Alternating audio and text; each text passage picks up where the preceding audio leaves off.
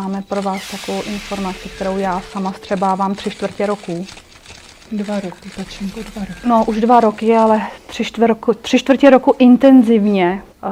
Já jsem archanděl Uriel. Jsem 100% inkarnovaný archanděl Uriel. A teď přijde takové to další. Já jsem druhý příchod Kristova vědomí.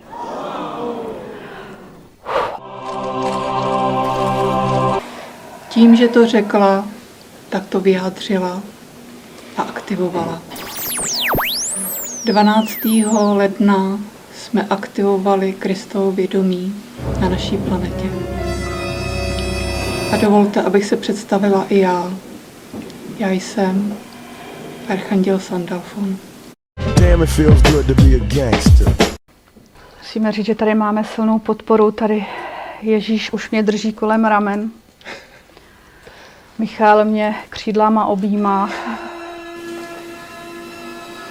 Druhý příchod Krista je Kačenka. Vím, že sbouráme asi domeček z karet mnoha duchovním lidem na celém světě, že čekali muže. Přišla žena.